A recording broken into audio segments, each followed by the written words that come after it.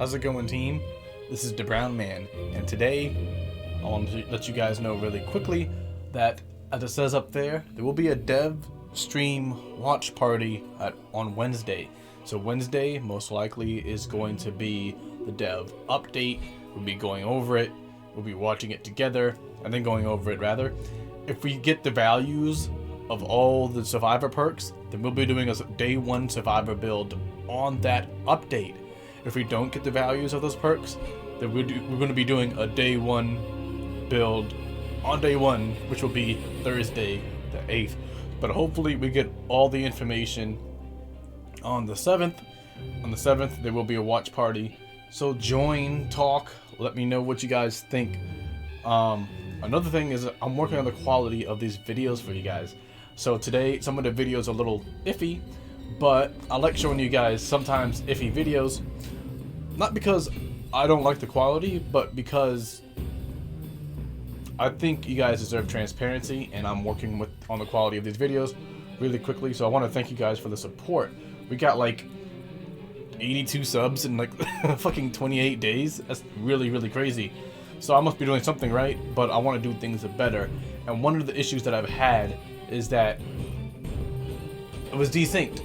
So the movement was desynced. So every time I go to a different perk, there's like a 3 or 4 second delay. And then I have to wait for all the sounds to stop before I started talking. That way certain things wouldn't get mixed up. But I worked on that. I lowered the resolution a little bit to something by 720. And then I lowered 60 FPS to 48 FPS. And I think that works. There's going to be a test stream today and morning tomorrow, because I want to make sure that we are set, because we are launching the Discord, we are having the dev watch party, we are having the day one stream, and I cannot do that with subpar streaming. I cannot do that to you guys. That would be unfair. So I need to do the best I can to mitigate that and make my content the best as possible. So thank you for listening to that long ass intro. But this is some things that I like about Evil Dead 1 Ash, and what I'm actually going to do real quick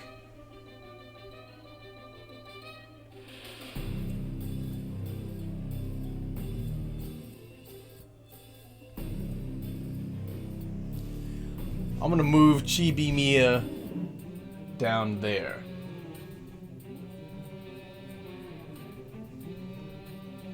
So we love ourselves some Chibi Mia. That Chibi Mia is done by Naku. All the art that looks sparkly like that is done by Naku. And that is Pablo. Little Pablo is on the works. Little Evil Dead 1 Ash will be in the thumbnail.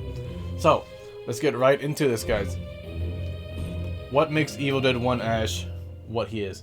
A lot of people don't like Evil Dead 1 Ash. I've been getting a lot of comments about Evil Dead 1 Ash and why he's garbage. But there's some interesting things to note here. There is no specific burst healer. I keep healing burst healer, burst healer. All healers, all supports do burst heal in Evil Dead the game. You drink the shemps, everyone heals. So what makes it different? What makes this so different? So let's talk about Cheryl first, right? In order to understand what makes this guy different, we have to understand Cheryl. Alright? So Cheryl burst heals. All heals should be the same. Just like when Cheryl had the longer range, that was a bug. Everybody in every class has the same stats unless something changes.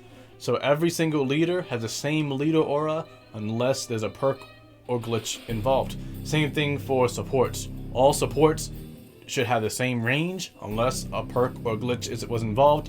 A lot of people really love Cheryl when she had the longer range heals. But once again, that was a glitch. That's not supposed to be intended with the character. Same thing for now. Sometimes Cheryl has more consistent heals, simply from the amount.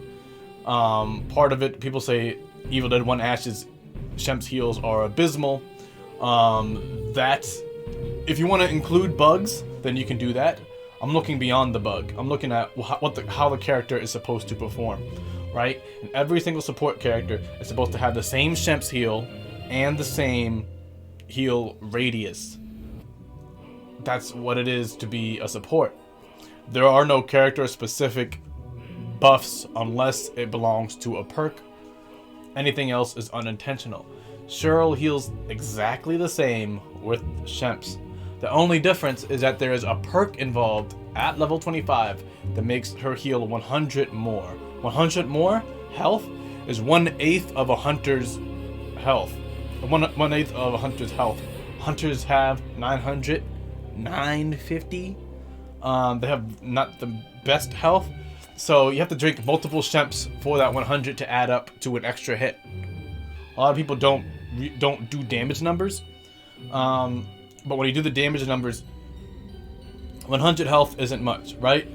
You can kill a hunter, for example, in less than 9 hits, especially with a buffed up units. Because that's one of the interesting things about this game, is that you actually do not increase your defense as you get pink F or anything. Your defense does not go up. Your health goes up, so you happen to be able to take more hits, but your damage mitigation does not incur as you level up. Whatever damage mitigation you have, that's only from a perk. Yeah, it's pretty much only from a perk. There's no defense increasing. There's no damage mitigation on pink F. So that's one thing. So, once again, all supports are supposed to have it. They're supposed to have the same thing, same range.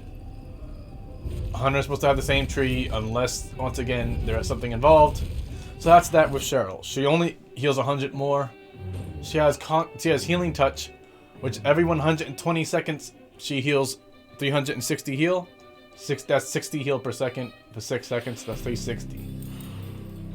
Right? So now that we got that out the way, that Cheryl does not heal much more from a Shemps than any other support, and if she does, it's a bug, it's not intended, right? A lot of people are going to get into me on that. No, it's not intended. Just like Cheryl wasn't meant to have a 15, 16, 20 meter heal radius. It was not intended. If you want to include bugs, then we can have a discussion on that. We can say, hey, you know what, Cheryl heals more because the bug doesn't hit her as hard as it hits ED1 Ash. But whenever you heal, it's supposed to be for the same amount, no matter what support you play. The perk activates when you drink a Shemps, so it adds 100. But the Shemps drink itself is supposed to be the same for every character. So that's one. Next, we're going to go into the numbers, right? So Reassuring Presence is a free fear reduction of 50. So sometimes you'll be soloed out. Sometimes you'll play... You can't compensate for people, right? And I believe Cheryl is really good for compensating for people who can't dodge or evade damage that well. There are people who play like that, and Cheryl has 2 extra Shemps for that. But if people are dodging well, playing optimally, you don't need 8 million Shemps. I believe you need damage to get people out the way, and the demon can level up less. Because the more damage that you take, even if you're healing it off, the demon gets EXP from that, and you're using your Shemps. Once again, the 100 extra heal is actually not much. And once again, we're going to say if you have a bones on you with a flute up, it's going to take clearly less than 9 hits to beat out a hunter. Which means that 100 extra heal is really not much in the grand scheme of things. It only accumulates after you drink 3 or 4 Shemps. Then that's 400 heal. That's half extra. But once again, that's using 3 or 4 Shemps to get that accumulative value. With Evil Dead 1 Ash, you'll see that you don't need that. So we're going to go in order on his perks. Reassuring Presence is a free fear reduction. Cheryl, when things hit the fan, Cheryl does have a fear reduction, but it's a fear reduction on Shemps, which means it costs a resource. Cheryl is very easy to play. That's why a lot of people put up on the list, because everything involves Shemps. You drink a Shemps, everything activates. She's an automatic character. Automatic doesn't mean best. And harder to learn, characters that are hard to learn, whether it be Nurse, Blight in other games, deserve to scale higher, and they do scale higher, because everything that they do is situational, but a good player can string the situations together to make some incredible plays and put in some incredible work. Everything Blight does is situational, but Blight bounces because the player knows how to apply things in each situation. The Nurse player knows how to balance things in every single situation. The situational things are not inherently bad if the situation can be answered to accordingly, and it's not up to RNG or luck. It's up to the skill of the player. Let's get into this Reassuring Presence value. Reassuring Presence you don't have to choose between a Shemps or a D-Fear. Cheryl has to choose between a Shemps and a D-Fear. If a hunter gets demon dashed, Cheryl has to drink probably 2 Shemps. That's crazy. That's nutty. But ED1 does not have to do so. ED1 Ash says, I can D-Fear myself and not get kicked out of this objective zone. ED1 Ash is very difficult. And ED1 Ash, another value, is that he can actually solo. He can solo really well in the zone, which means that if people want to do 3 and 1 for objective and really split the pressure, that's something he can do. He can take on one objective by himself regularly because he can't really be ran out that easily, and the other 3 can capture the other one. Not only that, but if you are using this, not just for solo, but if you're using Reassuring Presence as team support, it does not cost a Shemps. Cheryl costs a Shemps. So if Cheryl doesn't want something to get possessed, some people mob, some people don't. But if the hunter is a little bit off, and you want to prevent a possession, then you have to drink a Shemps. And sometimes that means if you want to prevent a possession, you have to drink a Shemps when there's no need to drink a Shemps. People's health is high, but you'll drink a Shemps anyway to lower a fear just to not get a possession. That doesn't sound right. Not many Cheryl players do that. A lot of people will rather eat the possession. But I see many times, including some videos by MIDI, that nobody ran anti-hunter. You need to run anti-hunter tech or D-Fear. And when you play support, if you can't D-Fear with Reassuring Presence or Cheryl's ability, you need to have a quick weapon. Quick beats strong. When you have a hunter on your team, no matter how good the hunter is, you need to always prepare for that hunter. And this Reassuring Presence, that free fear reduction, is a good way to keep things in check. Once again, not requiring a Shemps heal. It's just good. It's just good because that means there's more Shemps that you get to keep. Alternative healing. 20% of the damage done to you, well, my bad, that you do is restored to you as health 20%. If you have a longer range weapon, whether it be a sword or a spear, each time for each hit that you do, that's 20%. So if you hit 3 enemies in 1 slash, that's 20% of each hit restored to you back at health. So if you do something like have an investment in Devastating Force, or you have a Lord Arthur, or you do some damage, when you do something that would do 100 damage, you would get 30 health back, and we call that mitigation. So if you're getting hit, and if you're healing at the exact same time, then what does that mean? That means that 100 damage that they're doing to you is subtracted by the heal, or you can vice versa have the heal subtracted from the damage. So if there's a 100 damage coming your way and you heal for 30 at the same time, that damage mitigation brings it down to 70 damage, which means you're less likely to use Shemps, less likely, etc. Especially when you're mobbing on things with warriors rather, if you're doing melee. That damage mitigation goes a long way because warriors typically, they incur damage because they're always up front meleeing. That's the beauty of alternative healing right there. The other thing too is that when you do a heavy attack, you heal and then you go into a balance bar move. There's comments by someone, I don't think this person really actually plays this character that much or knows certain things about the game, which is fine. But that's why we're here to spread the knowledge. The person said if you're doing heavy attacks, then you can't do finishers. That is absolutely incorrect. You can do heavy attacks and finishers. This person sounds like they didn't really play the game that much. There's several times where I did multiple heavy attacks and got multiple finishes off. With any character. So it really depends, once again, on your investment. Even for me, I can do heavy attacks as a warrior, as a Henry, and still do finishers. So it really depends on your investment and how you do. Of course, this is not a warrior doing max damage on fucking heavy. But of course, that would cause things to blow up. But since this is not, and scales down, and especially since I'm not running certain perks, I have certain investments, and I only go to certain items, then I can do that. I can balance bar chain So you heal yourself, balance bar chain, dodge out, heal yourself, balance bar chain, and it creates this loop where you're constantly mitigating damage. So once again, if something does 100 damage, but you healed yourself at 60 already, that means you only lost 40, right? This is long-term thinking. And once again, if you're not getting 100, 100, 100, 100, this is additive over time. So just like we talked about Cheryl adding over time, the damage mitigation adds over time. So if something is doing 40 damage with mitigation instead of 100 damage, right? So 3 hits, right? So it means 3 hits without mitigation is 300 damage, right? 3 hits with mitigation is only 120. That's quite the mitigation. That's 180 damage mitigated by something like this. So a lot of people don't think like that in terms of how they play these characters, but it's very important to do so if you are playing Evil Dead 1 Ash. Next is mark target damage. The reason why a lot of people say this is weird, and again, some people in the comments, and that's fine, it's, hey, you know what, it doesn't buff his damage that much. I'm like, I'm not saying it does. I'm saying the team gets plus 20%. And someone says, wait a minute, but that's overkill, isn't it? Why do you need to buff damage more? Is it hurting you? Is it removing your edge to win? If the extra damage, to me, right, it makes things die faster. When they die faster, they get less hits.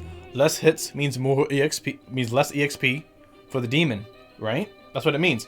So if you're just healing and you're not doing certain things, then the demon can still scale up with you. I want the demon to be as far below me as possible in terms of levels. So depriving the demon of levels is very good. So hunters, leaders, supports, most characters in the game use guns.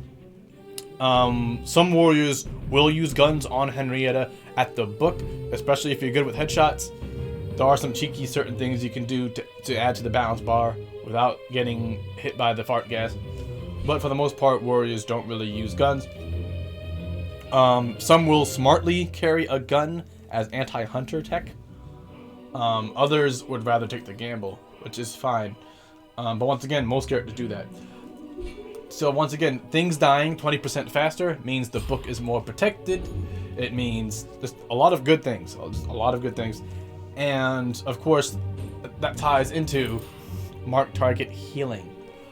10% of the damage you do is restored to you as health. A lot of people say, well, that scale is too low. And I'm like, but it's added over time, right? So mark target primarily is for possessed units and bosses, which are the threats to the team. Mobs are not a threat to the team. The team can beat mobs all day, every day. You don't need high DPS for mobs. You don't need anything for mobs. Nobody needs anything for mobs. Your perks are against the units that the demon player plays themselves. Your perks are for those. So when we go into something like mark target healing, it does a lot. It does a lot over time. So you say, okay, well, I only healed myself for 37, but 37, when you healed yourself for 3 shots, that's about 100 heal. That's free. That's about 100 heal. Or if you're a hunter or a leader shooting, and you're getting, 700 damage per shot, that's 70. 2 shots is 140. 3 shots is 210. People are not thinking about how much that adds up over time. A hunter only has 950 health. And we didn't go into some of those numbers, but it gets really crazy. So if you do a headshot that's 2,000 damage, you heal yourself for 200 health. That's a lot of health. And once again, you're constantly gaining this health, because if you're shooting, you're getting damage first before the unit does. So you're constantly gaining damage, gaining health before you're losing health. And that's some of the crazy stuff that people don't really realize, is that it doesn't seem like much, but because you're constantly gaining that health, that leech, it stacks up over time. Like a lot of people say that leech on Henrietta's minion is so small, but a lot of Henrietta players know that over time, those couple of hits, that leech will lead to a point where you can take an extra hit and do some extra damage. Everything adds up. And a lot of people don't think about, they think about these really big numbers, and that's the beauty. Same thing for Ed. A lot of people overlooked Ed. So let's get into some of these numbers. I know some of this is going on a tangent, but this is how I think about characters on the long scale of things. And that's how sometimes it goes with MOBAs, it goes with certain other games as well. I don't treat this like a Call of Duty game, I treat this as a strategy game. Alright, so take a look at this, guys. So this is a hunter. This is Amanda. I don't have the extra 25% health on a tree, but of course you can do the math. We can do the math ourselves, right? So pink F, if you don't have health invested, look at it. 950 is your max. So if I'm doing headshots, if I'm doing a 1500 damage headshot, I'm getting 150 health back. If I do 2 headshots, that's 300. Now, count with me, team. 300 heal back. That's almost a third of my health. That's a free third of my health. That doesn't require me going out of my way. As a hunter, you focus on the units that the demon controls. You should not worry about mobs. Once the demon controls a unit, your job as a hunter is to delete that unit. Of course, hunters can do well without the 20% damage buff, but the 20% damage buff obviously gets rid of it faster, plus the mark target healing. With 2 shots, you can do a blunderbuss. You see people do crazy damage with headshots. With 2 shots, you get almost half of your health back. That is beyond crazy. You can get almost half of your health back for free, and that means that's a Shemps that you don't have to use as healer Ashe. You don't have to use a Shemps because the hunter just healed themselves for free. Especially if you're a Kelly. You play a Kelly and you have an infinite dodge. Once that person is marked, you dodge, shoot, heal. Dodge, shoot, heal. Dodge, shoot, heal. You can pretty much almost completely heal yourself for free as Kelly. That's why I'm really confused about people not seeing the value, but I guess people don't slow down to understand that, right? If you're doing, let's say, a minimum 1,000 heal per headshot, right? If a possessed unit is on you, especially if you're Kelly, there's a lot of Kelly players, and you have free dodges with your active. Once it's marked, it's dodge, shoot, heal for 100. Dodge, shoot, heal for 100. Dodge, shoot, heal for 100. Even if the unit dies there, you got 130 of health back for free. For absolutely free. People don't understand free over time. It gets really, really crazy. Alright, so let's get into leader numbers. This is Annie. We love Annie. Say hi to Annie.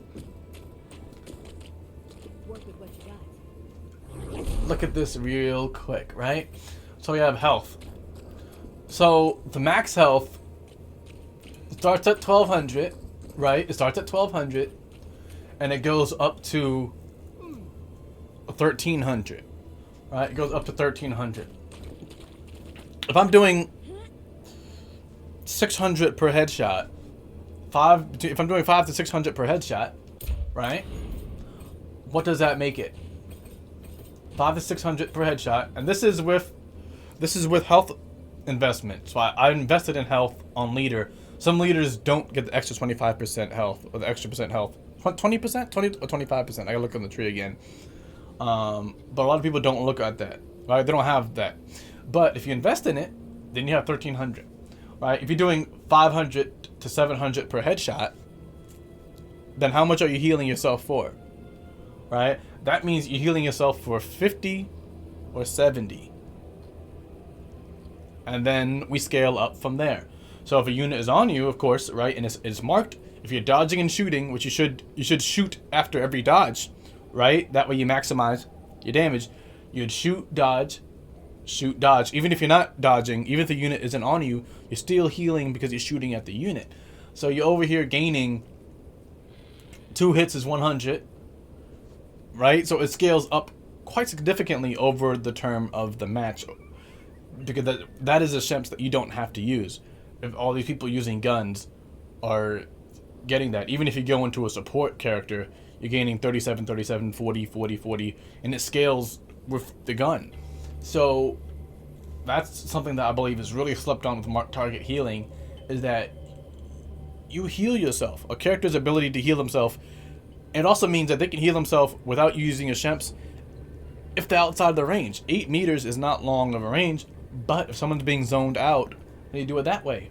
Also, with marked target damage, Evil Ash destroys all healing. So you need to get Evil Ash out the game as soon as possible, and increasing the gun damage to Evil Ash is only a good thing. You cannot heal Evil Ash's targets. You need to get Evil Ash dead as soon as possible, and adding extra damage doesn't hurt.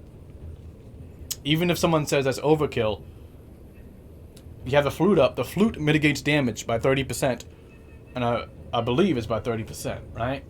Let's check it out.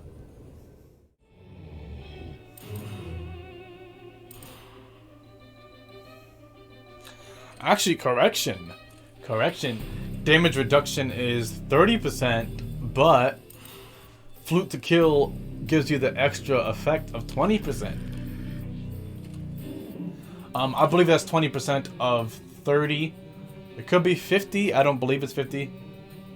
But the extra, no, it does add 20%. Yeah, so it gives you quite the amount of defense.